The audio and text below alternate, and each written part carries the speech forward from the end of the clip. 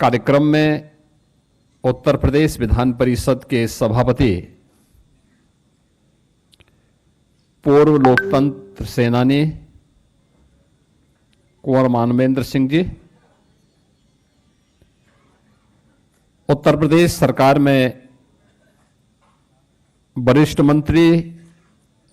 संसदीय कार्य और वित्त विभाग के मंत्री श्री सुरेश कुमार खन्ना जी,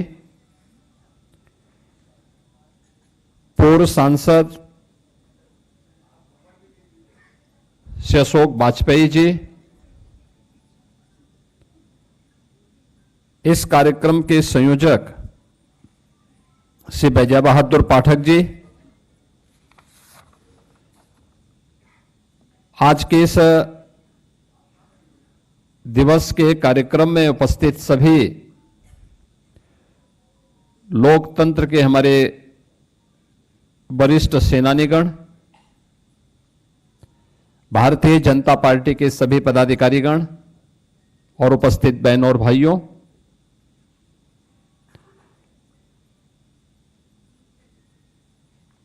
पंद्रह अगस्त 1947 को भारत आजाद होता है। 26 नवंबर 1949 को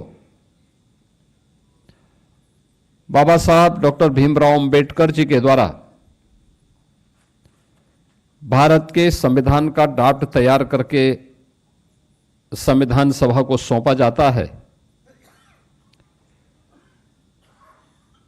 26 जनवरी 1950 को भारत ने अपना संविधान अंगीकार किया और उसे लागू किया। भारत ने बहुदलीय लोकतांत्रिक एक संसदीय पद्धति को अपने यहां लागू की और भारत के लोकतंत्र की यह खूबी रही है कि उसने भारत के हर वयस्क मतदाता को समान रूप से और किसी भी जाति, किसी भी मत, किसी भी मजहब, किसी भी क्षेत्र, किसी भी भाषा का हो, वयस्क मतदाता है तो समान रूप से सबको अपना एक मताधिकार की पूरी स्वतंत्रता दी। भारत के संविधान ने प्रत्येक नागरिक के लिए उसके मौलिक अधिकार दिए।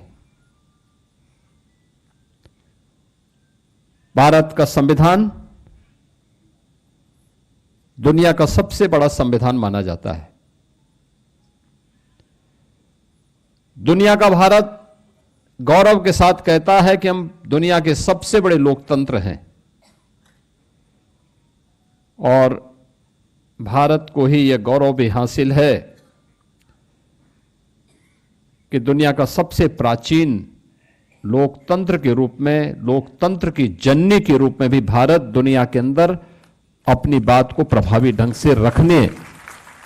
का अधिकार रखता है। सैकड़ों वर्षों की गुलामी के बाद 15 अगस्त 1947 को जिस देश को आजादी मिली, देश के महान स्वतंत्रता संग्राम सेनानियों ने, हुतात्माओं ने, क्रांतिकारियों ने अपना बलिदान देकर के जिस देश को आजाद किया, उसकी स्वाधीनता के लिए अपना सब कुछ न्यौछावर कर दिया। स्वतंत्र भारत की व्यवस्था कैसे होनी चाहिए, 1946 के देश के अंदर संविधान सभा के लिए हुए चुनावों के बाद भारत के अंदर एक संविधान सभा का गठन डॉक्टर राजेंद्र प्रसाद जी की अध्यक्षता में बनती है और जिसे 26 जनवरी 1950 को भारत ने लागू किया। लेकिन देश के महान स्वतंत्रता संग्राम सेनानियों का जो संकल्प था, भारत के बारे में उनका जो सपना था, उस सपने को अपने राजनीतिक